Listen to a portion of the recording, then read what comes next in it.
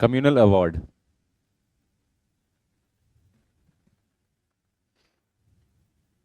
कौन नहा के नहीं आया आज?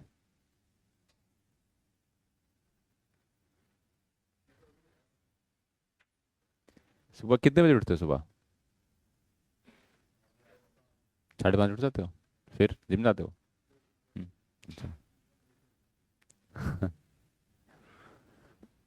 कम्युनल अवार्ड क्या था? हम्म, किस किस को? और लिखो, it was announced bye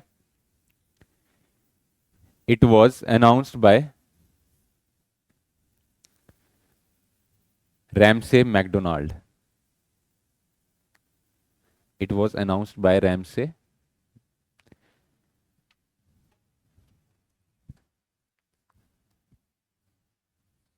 McDonald based on the findings of Lothian committee.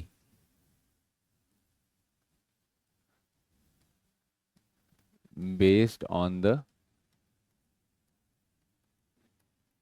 findings of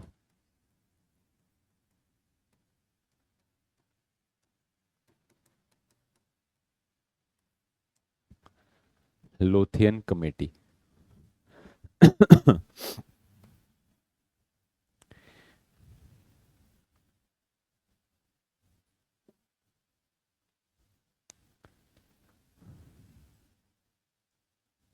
next point लिखना। Separate electorate was given to separate electorate was given to was given to depressed classes, depressed classes, comma, Muslims, comma, Europeans, comma, Sikhs, comma, Indian Christians,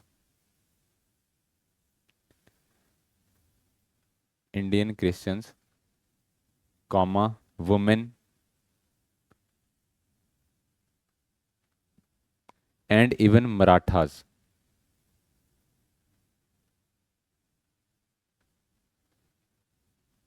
Full stop.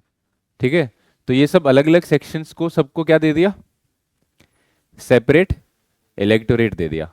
ठीक है, इसको इसीलिए communal award बोला जाता है। ठीक है, कम्युनल अवार्ड मतलब कि इंडिया को कम्युनल लाइंस पे बांट दिया, अलग अलग सेक्शंस में। क्रिश्चियंस को अलग से दे दिया, सिख को अलग से दे दिया, मुस्लिम्स को अलग से दे दिया। ठीक है ना? तो सब रिलीजन्स को भी अलग से दे दिया, अलग अलग सेक्शंस को भी दे दिया, डिप्रेस्ड क्लासेस को भी दे दिया, सबको बांट दिया। ठीक है, इसलिए इसको क्या बोला जाता है? Communal award. ठीक है, अवार्ड यहाँ पे सार्केस्टिकली यूज किया जाता है वर्ड। डिप्रेस्ड क्लासेस को बेसिकली माइनॉरिटी का जो स्टेटस है वो इसी में मिला है। ठीक है, इसके बाद ही मिला है। तो डिप्रेस्ड क्लासेस को 2 वोट मिले थे। एक तो जनरल वोट वो डालेंगे, इलेक्शन जब होगा तो एक जनरल वोट डालेंगे, दूसरा एक सेपरेट वोट डालेंगे। तो उनके पास 2 वोट डालने की पावर थी। तो लिखो, depressed classes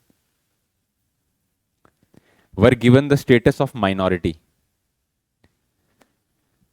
depressed classes were given the status of minority.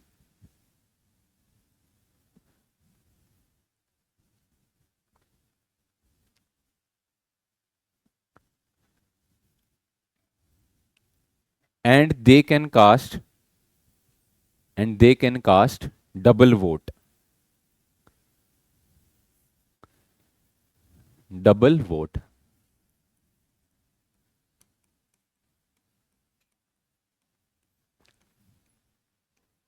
One separate electorate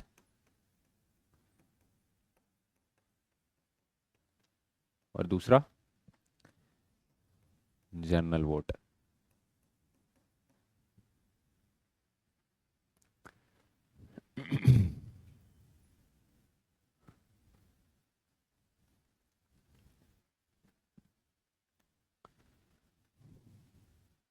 ठीक है, अब जब ये हुआ तो ऑफिशियली कांग्रेस ने इसके ऊपर कोई प्रतिक्रिया नहीं की।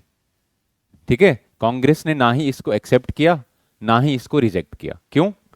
क्योंकि भाई अगर एक्सेप्ट करेंगे, ठीक है, तो मेजॉरिटी लोग नाराज होंगे, और अगर रिजेक्ट करेंगे तो माइनॉरिटीज नाराज होंगी, तो इसलिए उन्होंने कुछ भी नहीं किया, वो चुप रहे। उन्होंने गांधी जी को बोला कि आप करो जो करना है।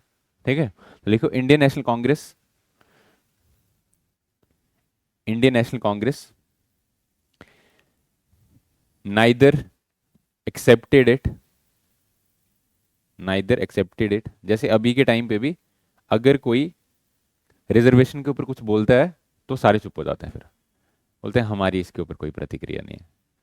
ठीक है ना, क्योंकि कोई भी अपना वोट बैंक खराब नहीं करना चाहता।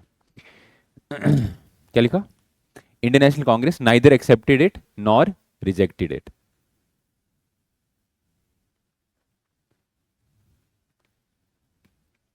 नेक्स्ट में लिखो, Gandhi ji opposed it, Gandhi ji opposed it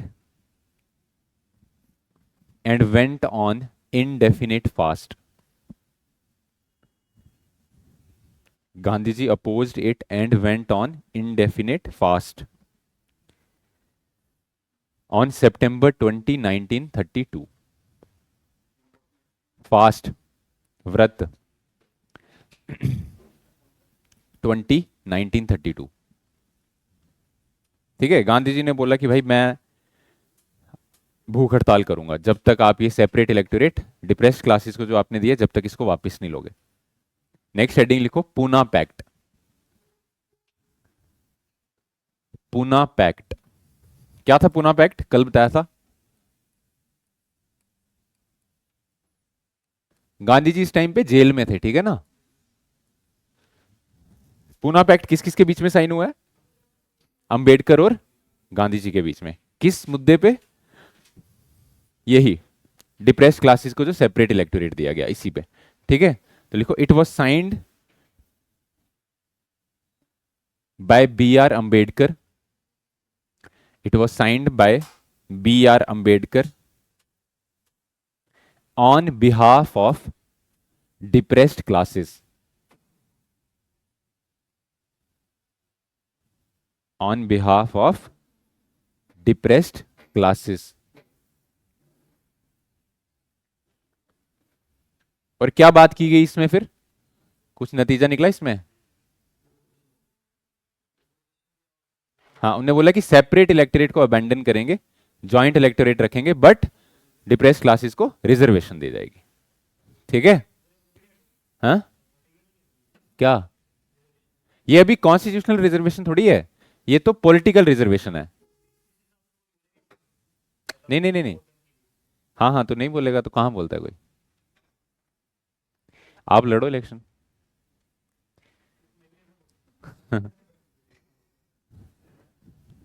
इसका रिजल्ट लिखो,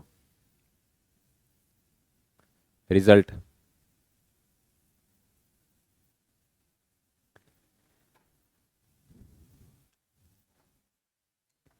the idea of separate electorate to depressed classes, the idea of separate electorate to depressed classes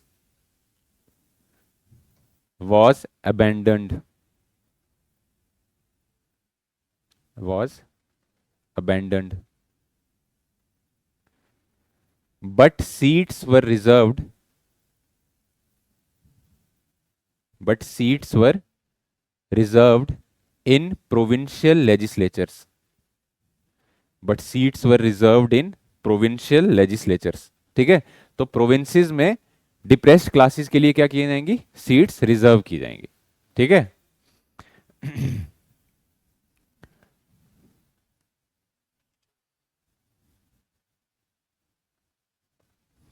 ठीक है ना।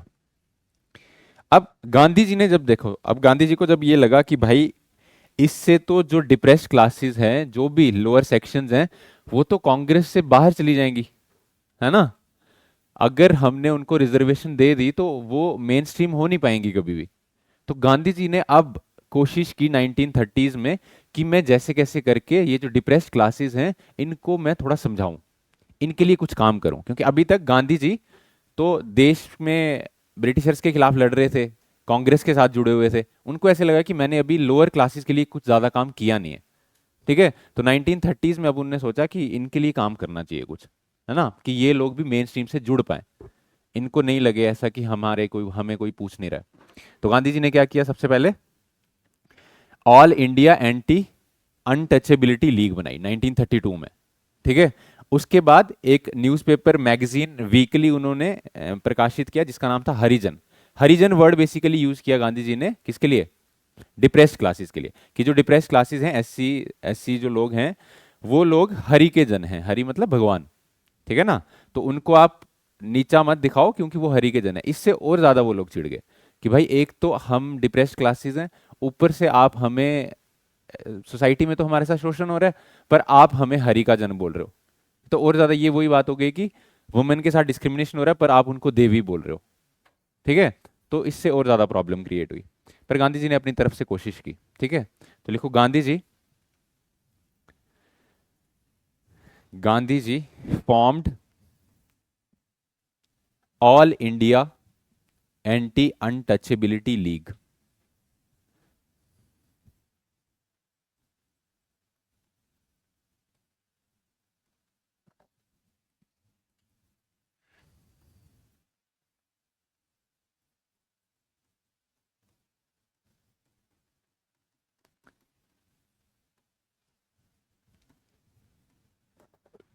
जेल में ही बनाई थी ये, ठीक है, 1932 में ही,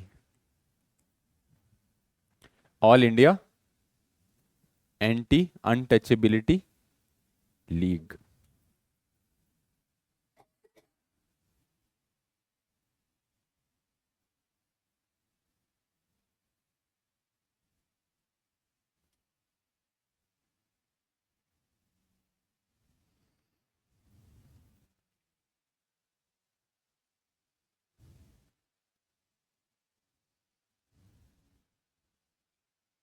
ठीक है।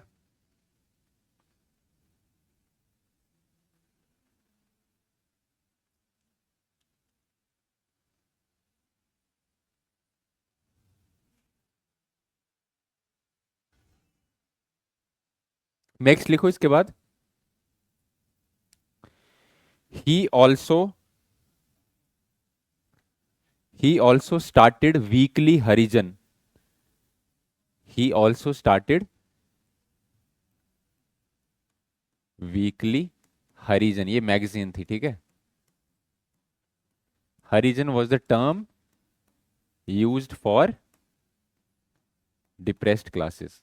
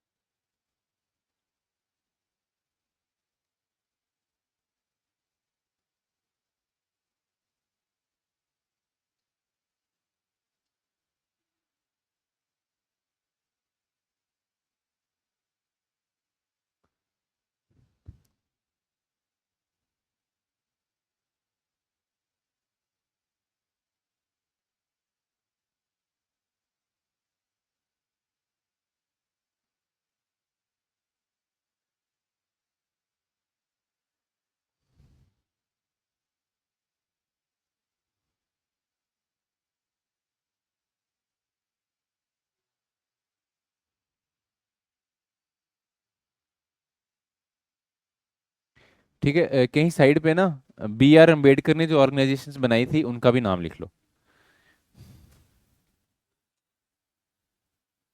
बी आर अम्बेडकर ने 1923 में बहिष्कृत हितकरनी सभा बनाई थी।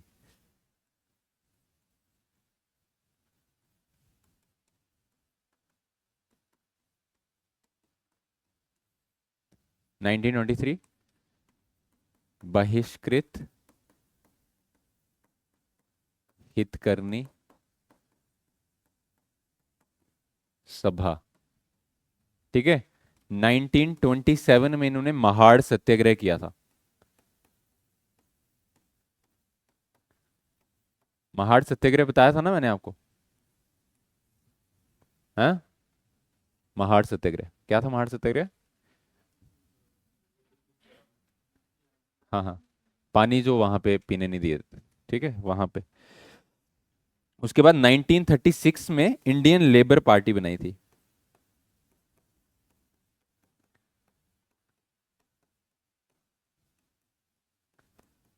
ठीक है। और 1942 में शेड्यूल कास्ट फेडरेशन बनाई थी, SCF।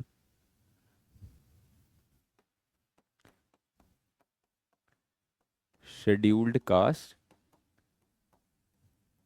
फेडरेशन। ठीक है, ये ऑर्गेनाइजेशन याद रखना।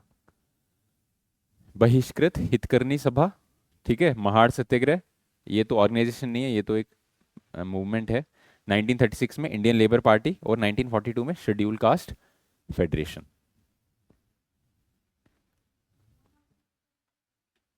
महाड़ सत्याग्रह बेसिकली, महाड़ महाराष्ट्र में एक जगह है, वहां पे पब्लिक प्लेस पे लोगों को पानी नहीं उस कुएं से पीने देते थे लोग हायर कास्ट के। तो वहां पे वो अपने लोगों को लेके गए और वहां पे उन्होंने उनको पानी पिलाया। ठीक है ना।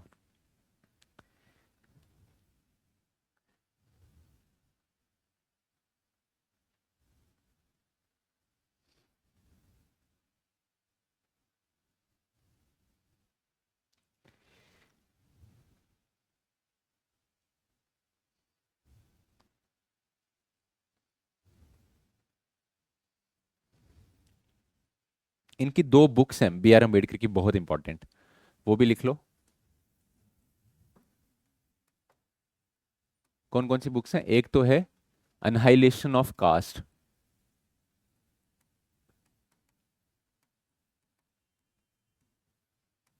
ये तो आप सबको पढ़नी चाहिए। अनहाइलेशन ऑफ कास्ट, इनका एक पेपर है, मतलब इन्होंने इस पे एक, ज़्यादा बड़ा लंबा नहीं है, इसको पढ़ सकते हो आप, एनाहिलेशन ऑफ कास्ट। और एक और वर्क है इनका, अनटचेबल्स शायद।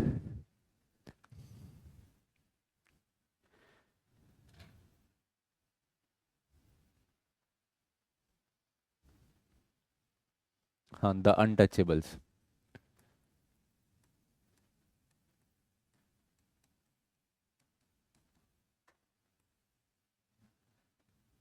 ठीक है।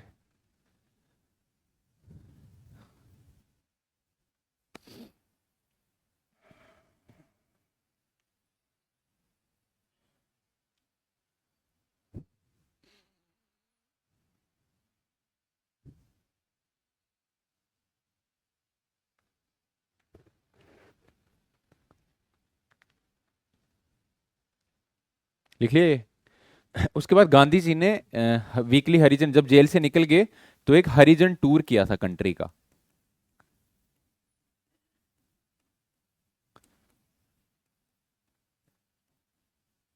1933-34 में।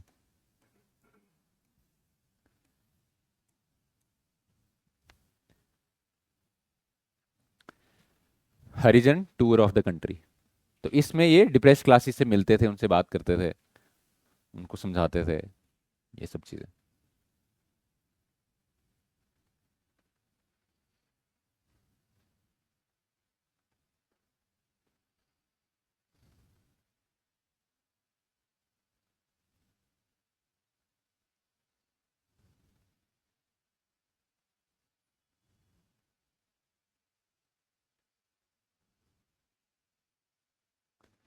ठीक है। गांधी जी ने 1934 में कांग्रेस को ऑफिशियली छोड़ दिया था।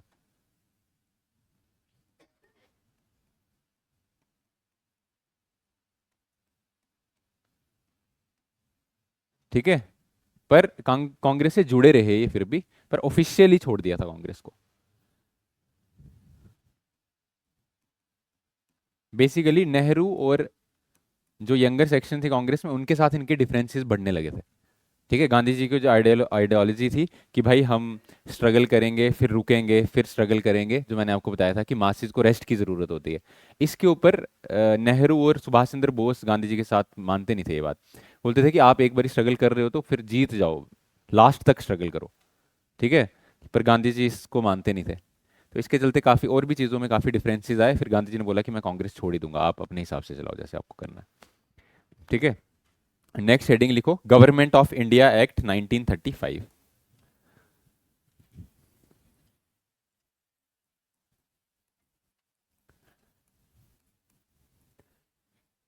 ठीक है, जो राउंड टेबल कॉन्फ्रेंसेस में बातचीत हुई थी रिफॉर्म्स की, उन रिफॉर्म्स को लाने के लिए गवर्नमेंट ऑफ इंडिया एक्ट 1935 को लाया गया। इसमें पॉइंट्स लिखो, क्या क्या हुआ था इसमें। It proposed an all India federation, it proposed an all India federation, बोला कि एक ऑल इंडिया फेडरेशन बनाएंगे।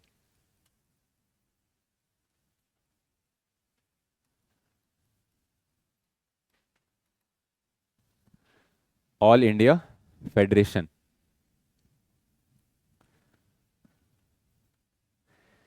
सेकंड पॉइंट लिखो,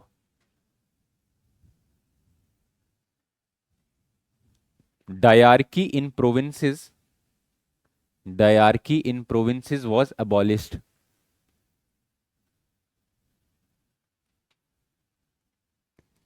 diarchy in provinces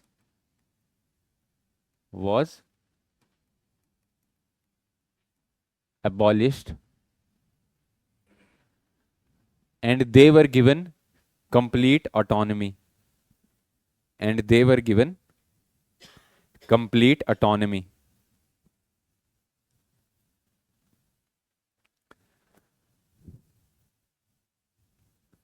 third point लिखो, डायarchy was introduced at central level।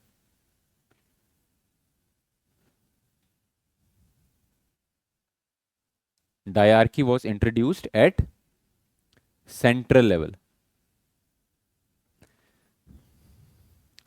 Centre में अभी भी 80% बजट कैसा था, नॉन वोटेबल।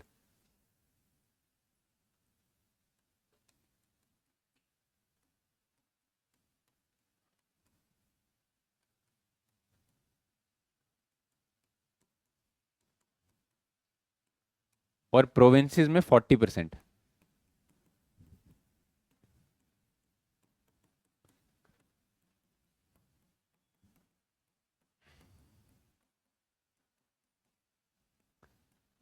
40% बजट प्रोविंसेस में क्या था, जिसके ऊपर वोटिंग नहीं की जा सकती थी। ठीक है, उसके बाद तीन लिस्ट को इंट्रोड्यूस किया गया। कौन कौन सी,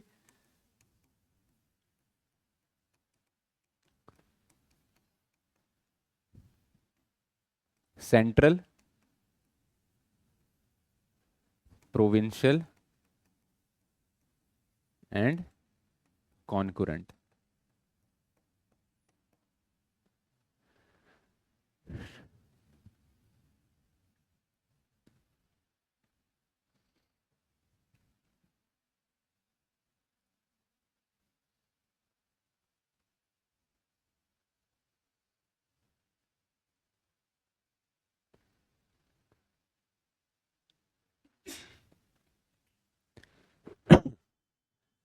जो कम्युनल अवार्ड दिया गया था उसको ऑपरेशनल कर दिया।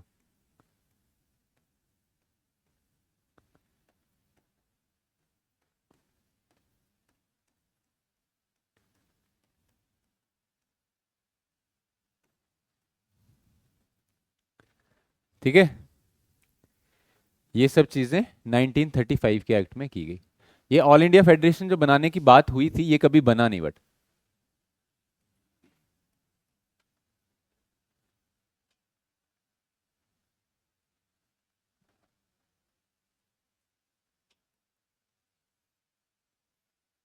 और गवर्नमेंट जो थी उसकी वर्किंग 1919 एक्ट के हिसाब से चलती रही।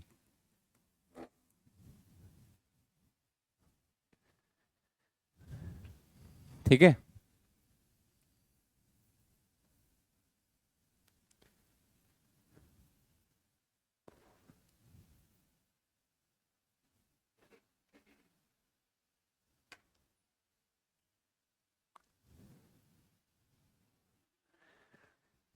समझ में आया? नेक्स्ट पॉइंट लिखो, इसमें नहीं है, अलग है अब। लिखो इन 1937, in 1937 elections to provincial assemblies were announced. In 1937 elections to provincial assemblies were announced.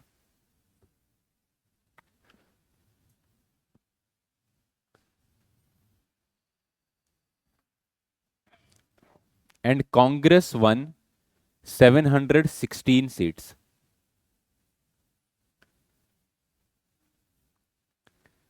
And Congress won 716, 716, हाँ हाँ, 716 seats. It got majority in all the provinces. It got majority in all the provinces except Bengal, Assam, except Bengal, Assam, and Northwest Frontier Province, NWFP.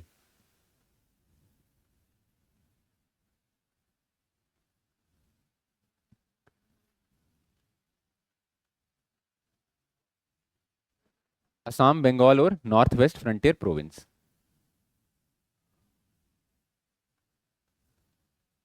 Gandhi ji ने जब ये election जीत गए, provinces में अच्छी खासी इनकी मेजोरिटी आ गई, तो गांधी जी ने इनको एडवाइस किया कि भाई जो भी आपको पावर मिली है, आप ऐसे सोचो कि आप कांटों के थ्रोन पे बैठे हो। ठीक है, मतलब आपको इस पावर को एंजॉय नहीं करना है, आपको लोगों के लिए काम करना है। ठीक है।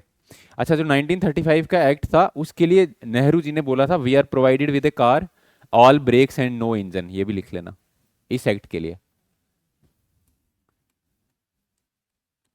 We are provided with a car, all brakes, कि हमारे पास गाड़ी तो है जिसमें ब्रेक्स हैं बट क्या नहीं है, इंजन नहीं है गाड़ी में, तो गाड़ी चलेगी कैसे?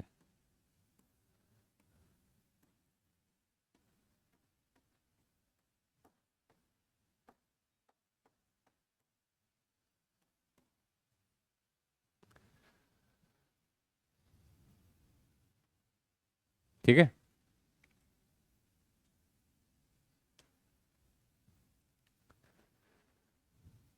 अब कांग्रेस जब प्रोविंसेस में पावर में आई तो 28 महीने इन्होंने रूल किया, जब तक सेकेंड वर्ल्ड वॉर स्टार्ट नहीं हुई तब तक इन्होंने रूल किया। और वहां पे सिविल लिबर्टीज, जो भी रिस्ट्रिक्शन सरकार ने लगाई हुई थी प्रेस के ऊपर या फिर यूनिवर्सिटीज के ऊपर, ठीक है, उन सबको हटाया। एग्रीकल्चर सेक्टर में कुछ रिफॉर्म्स किए, इंडस्ट्रीज में कुछ थोड़े बहुत रिफॉर्म्स किए, ठीक है, कुछ काम अच्छे किए।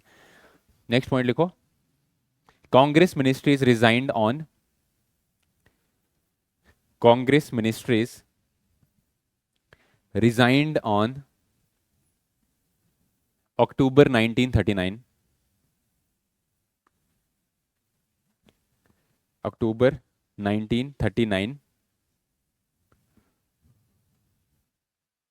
राइट में लिखना, वर्ल्ड वॉर टू स्टार्टेड, जब सेकेंड वर्ल्ड वॉर स्टार्ट होगी।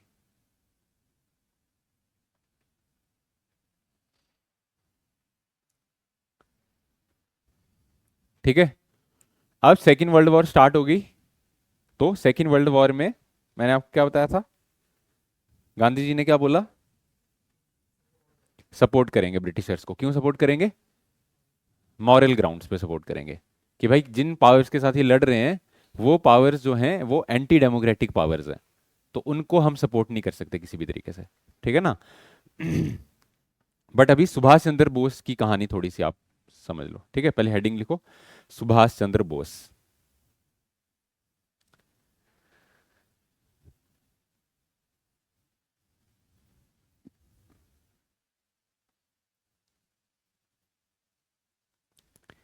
सुभाष चंद्र बोस 1919 में इंपीरियल सिविल सर्विसेज में सिलेक्ट हो चुके थे। ठीक है, 1919 में सिविल सर्विस का एग्जाम उन्होंने क्रैक किया था, वो सिलेक्ट हो गए थे, बट उन्होंने रिजाइन कर दिया। नॉन कॉपरेशन मूवमेंट जब इंडिया में लॉन्च हुई तो उन्होंने रिजाइन करके कांग्रेस को ज्वाइन कर लिया। ठीक है, और कांग्रेस को ज्वाइन करने के बाद बंगाल की जो प्रोविंशियल कमेटी थी 1922 में, मैंने आपको बोला था प्रोविंशियल कमेटीज बनी थी, तो जो बंगाल की प्रोविंशियल कमेटी थी उसका प्रेसिडेंट बनाया गया सुभाष चंद्र बोस को। उसके बाद उनका पॉलिटिकल कैरियर स्टार्ट होता है। ठीक है, तो लिखो सबसे पहले Subhash Chandra Bose cleared imperial civil services exam in 1919। Cleared imperial civil services exam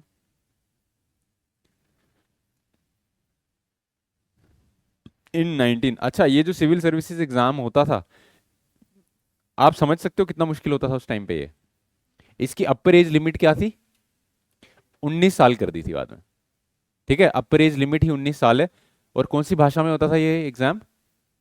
हाँ, ग्रीक लैटिन इन सब भाषाओं में होता था। ठीक है, इंग्लिश में भी नहीं। और कहाँ पे होता था?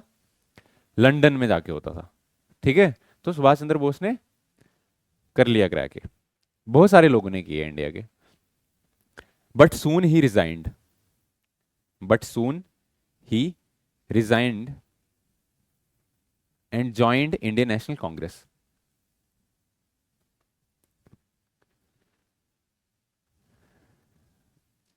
बट सून ही resigned and joined Indian National Congress.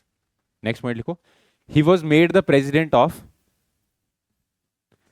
he was made the president of Bengal Provincial Committee of Congress.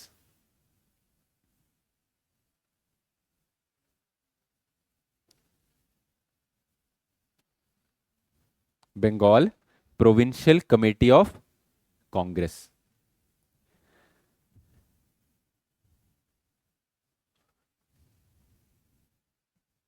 Next point लिखो, he worked to organize youth, to organize youth in freedom struggle,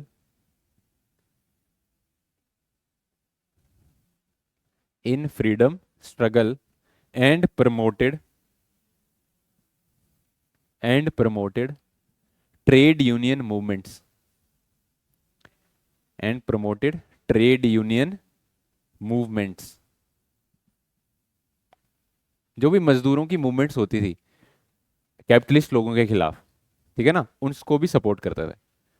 next point लिखना, he opposed Motilal Nehru's report, he opposed Motilal Nehru's report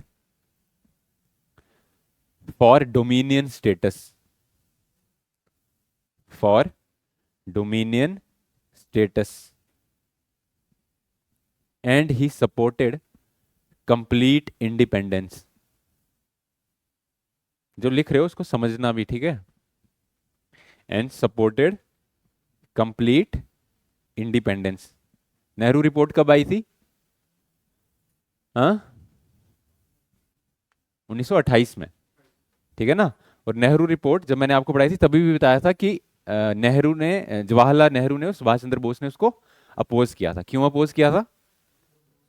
क्योंकि अभी भी dominion status मांग रहे हैं। ठीक है, तो इनको क्या चाहिए? Complete independence. ठीक है, नेक्स्ट पॉइंट लिखो, he was against Gandhi Irwin pact, he was against Gandhi Irwin pact and suspension of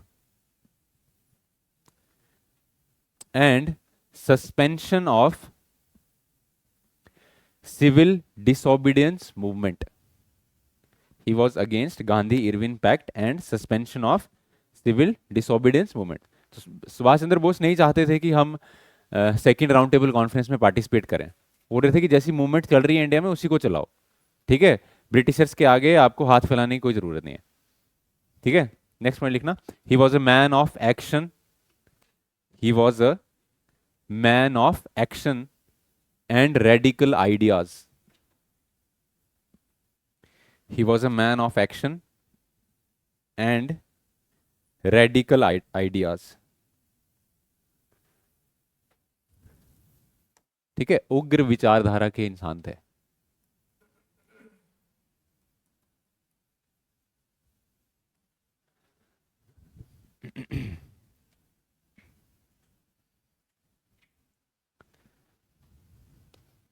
ठीक है, लिखो इन 1938 during the Haripura session of Indian National Congress, in 1938 during the Haripura, Haripura session को अंडरलाइन करना, Haripura session of Indian National Congress, Bose became president, Bose became president Congress, Bose became president. Next point लिखो, इन 1939, इन 1939 during Tripuri session of Indian National Congress,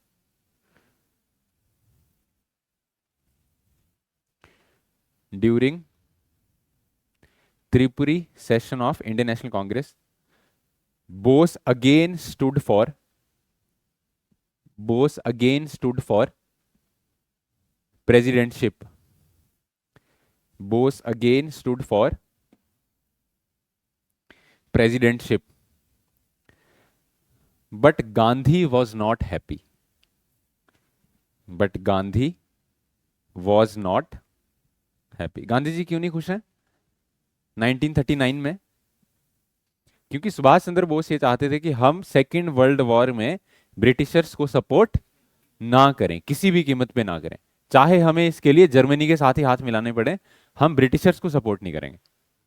ठीक है, और गांधी जी बोल रहे हैं कि नहीं भाई ऐसा नहीं कर सकते हम। ठीक है,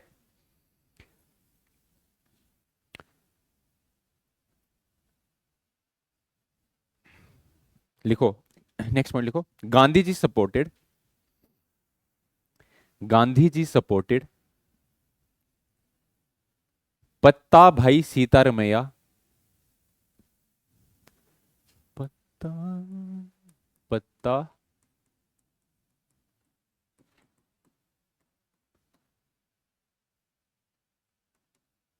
पत्ता भाई Sitaramayya for the post of president. Gandhi ji ने इसको खड़ा कर दिया इलेक्शन में 1939 में। ठीक है, बट फिर भी सुभाष चंद्र बोस जीत गए। ठीक है ना,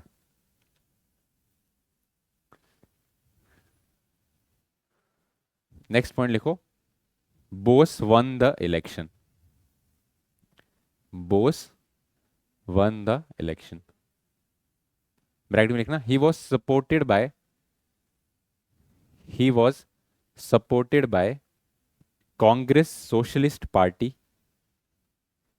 he was supported by Congress Socialist Party and communists, and communists।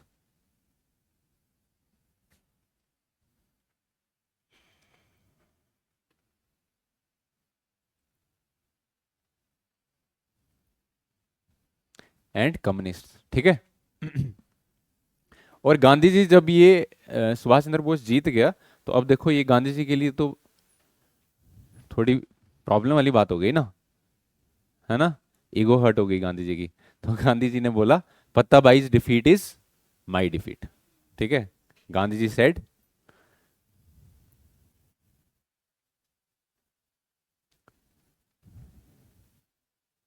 पत्ता बाईज डिफीट इज माई डिफीट, कि आज मैं हार गया, आई क्विट। ये आई क्विट नहीं बोला था, ठीक है, गांधी जी क्विट नहीं करते थे। पत्ता बाईज डिफीट इज माई डिफीट। ठीक है, अब त्रिपुरी सेशन जब कांग्रेस का होने लगा तो बोस प्रेसिडेंट थे। ठीक है, और बोस अपने हिसाब से काम कर रहे थे, जैसे जो उनकी आइडियोलॉजी थी उसके हिसाब से काम कर रहे थे। बट गांधी जी जो है उनको मजा नहीं आ रहा है बिल्कुल भी। तो गांधी जी ने जो उनके साथ सपोर्ट में लोग थे उनसे काफी प्रेशर बोस के ऊपर डलवाया। ठीक है, और फाइनली बोस ने रिजाइन कर दिया। ठीक है, तो लिखो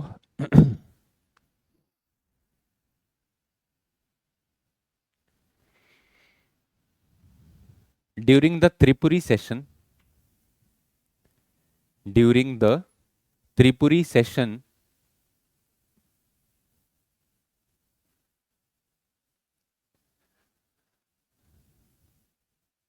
differences arose, differences arose between Gandhi ji and the members of Congress Working Committee and the members of Congress Working Committee.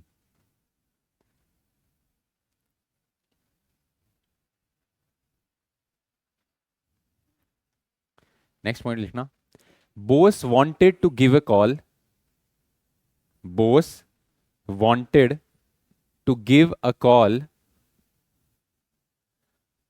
For final ultimatum, for final ultimatum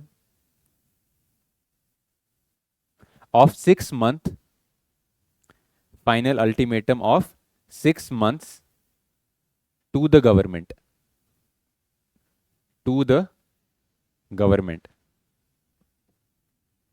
for which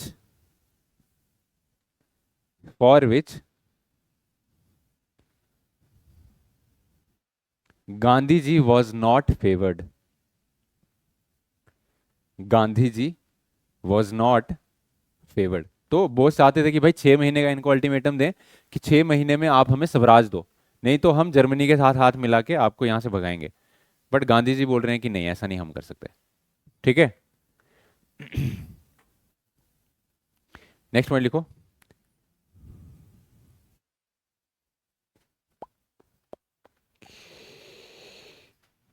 there was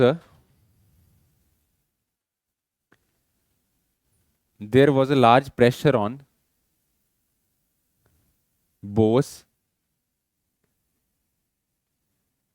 due to which he resigned in April 1939,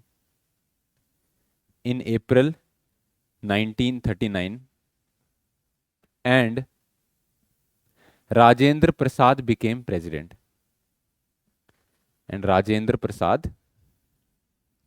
became president.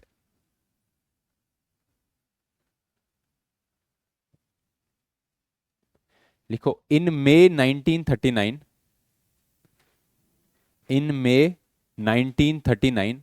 Bose formed Forward Bloc,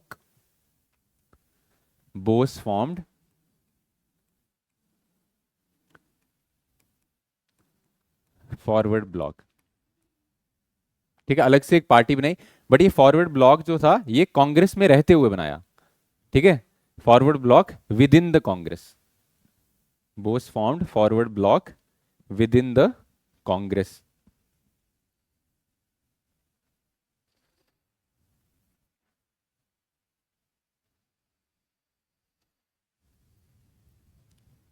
लिखो, इन अगस्त 1939 he was removed from the Congress, Congress से निकाल दिया, he was removed from the Congress.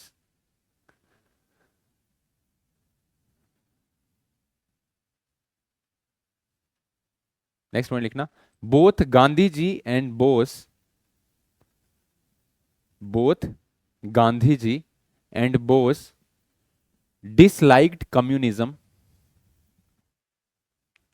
disliked communism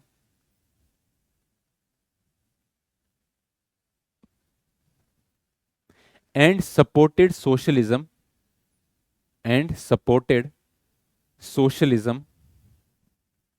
in slightly different ways,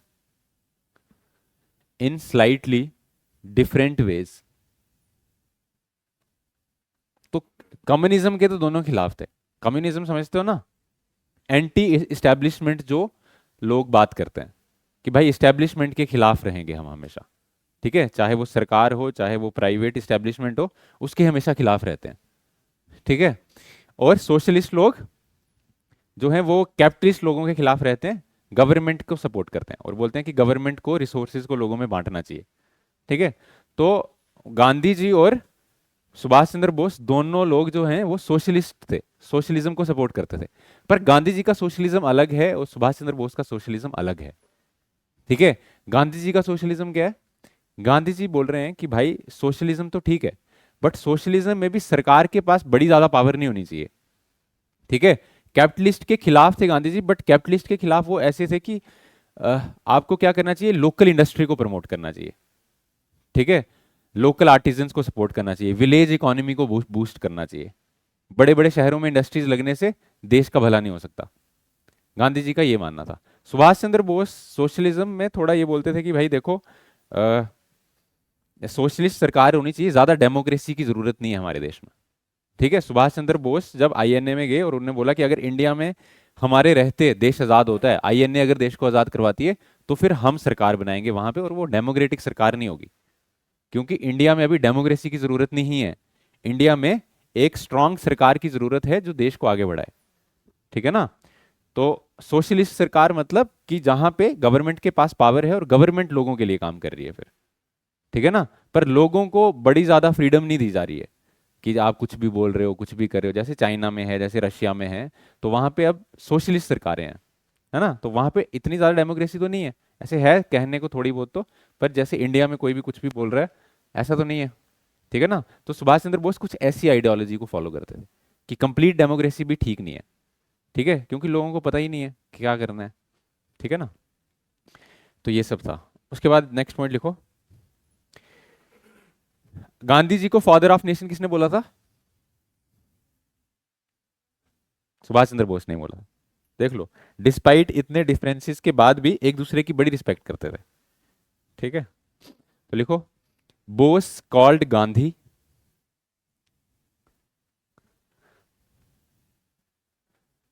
the father of our nation in a radio broadcast. Bose called Gandhi the father of our nation in a radio broadcast from Rangoon in 1944. From Rangoon in 1944. ठीक है।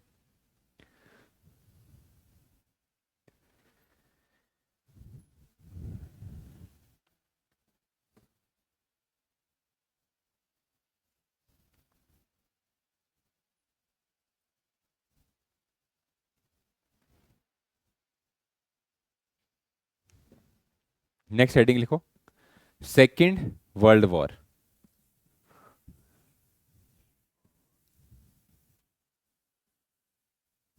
चलो अभी ये कल करेंगे।